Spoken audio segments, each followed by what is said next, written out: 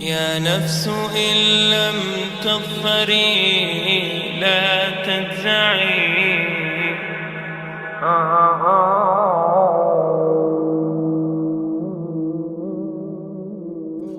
All the praise is for Allah, who is the author of all existence and the most generous to his creation, while he is also the all-compelling. He is the only one worthy of our worship, having no partners, no associates, no sons, no daughters, no one whom he must consult, and no one or anything which has any comparison with him. All the praise is for Allah, who is the King of all who claim sovereignty, the only one who has the right to legislate for his creatures. He is the giver of life. He is the causer of death, while death has no effect upon him, because he is the ever-living, the self-subsisting, the eternal and the only absolute. All the praise is for Allah, who has power over all things, and there is in reality no power and no strength, no influence to cause benefit or detriment except through him. It is he who created this complex world, the seen and the unseen, the evident and the speculative, the earth and all that is on it and everything that is in it. It is he who sent his messengers and prophets, alayhimus salam, with the common message of strict monotheism, which simply means that there's absolutely no one worthy of worship, no one worthy of our obedience except the Almighty, the One, the Absolute, and who has no partners. The earlier messages which changed the world in the area in which the prophets were sent,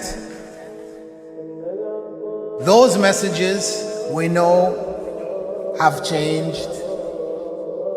And even the prophets who brought them, their names are now lost. We just know in general because Allah told us in the Quran, وَلَقَدْ بَعَثْنَا فِي كُلِّ أُمَّةٍ رَسُولًا أَنْ يَعْبُدُوا اللَّهَ وَاجْتَنِبُوا الطَّاغُوتَ.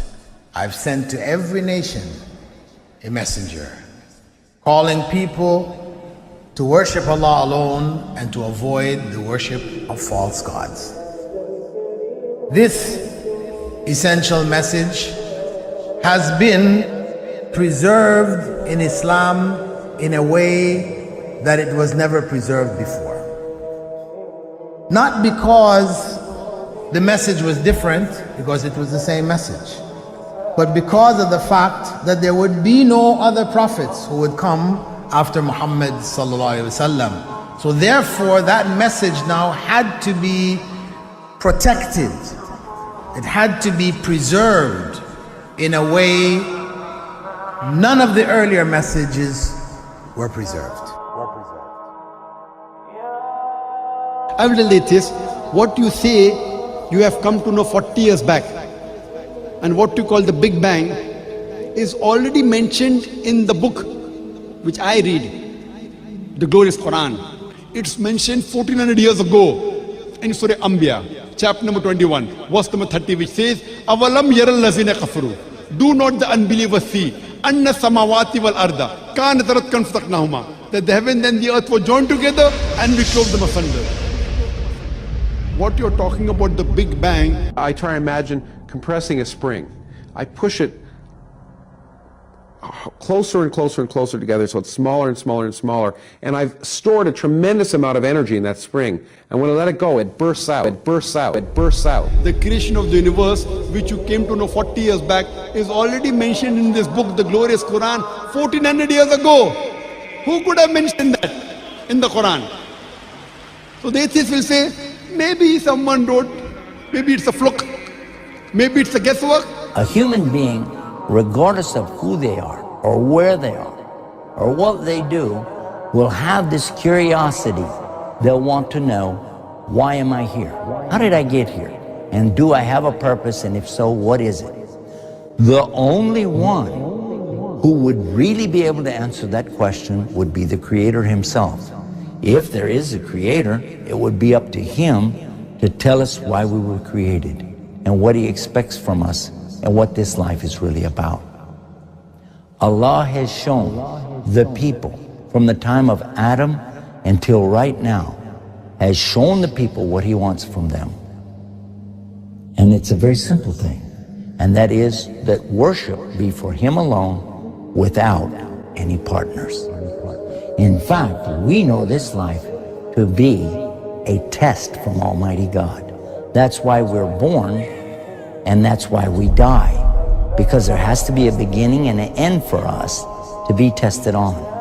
The next life, after this life, no one will ever die again. A bad person or a good person.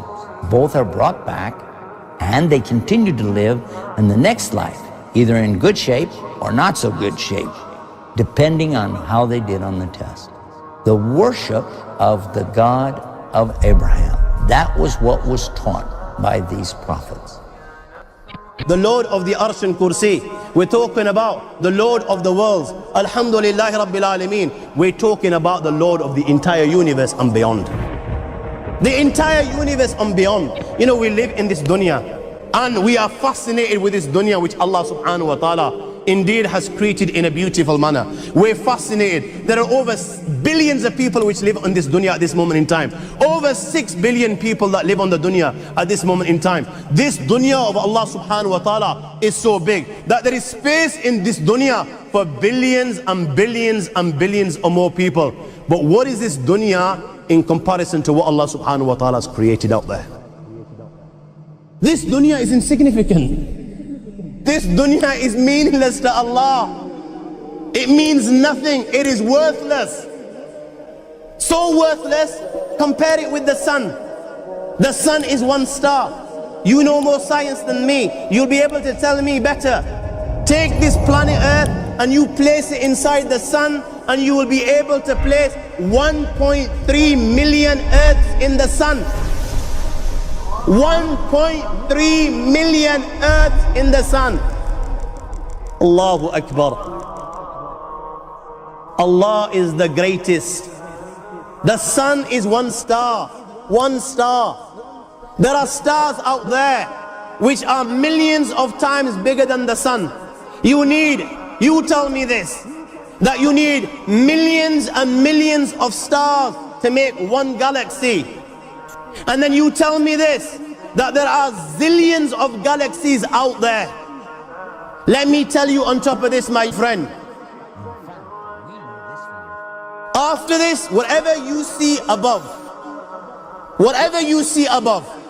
when you raise your head and you look above, whatever you see above, the zillions and zillions and zillions of galaxies, let me tell you, this is everything there is within the first heaven. Everything there is within the first heaven, and Allah is the creator of 7 heavens. 7 heavens. And the distance between the first heaven and the second heaven is 500 years. You know, the distance that can be covered in 500 years, at what speed? Only Allah knows. Only Allah knows. But it will take 500 years to get from the first heaven to the second heaven. 500 years from the second to the third, third to the fourth, fourth to the fifth, fifth to the sixth, sixth to the seventh. Every time it will take 500 years. After the 7 heavens,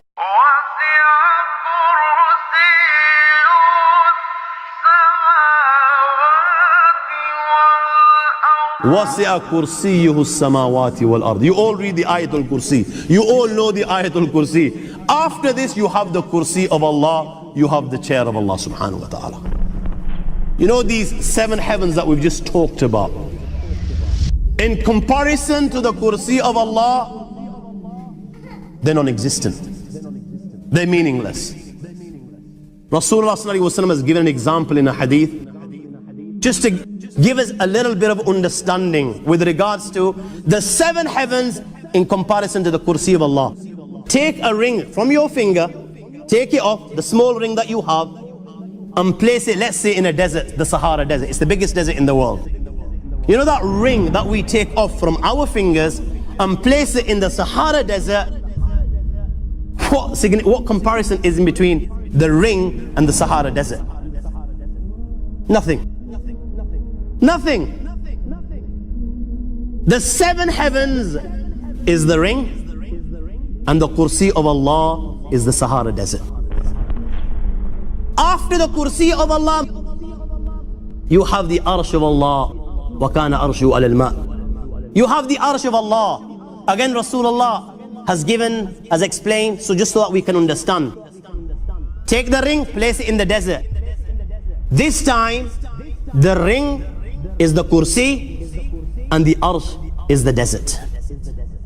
What is the Kursi in comparison to the Arsh of Allah? Nothing. Then you have angels which carry the Arsh of Allah. Their heads are in the 7th heaven and their feet are in the lowest earth. My friends, then you have the Lord of the Arsh and Kursi. لا تدركه الأبصار ويدرك الأبصار وهو اللطيف الخبير. He is beyond the size of Allah, who Allah is, what Allah is. The greatness of Allah is beyond the comprehension of my little mind. This is the being that you and I are messing with.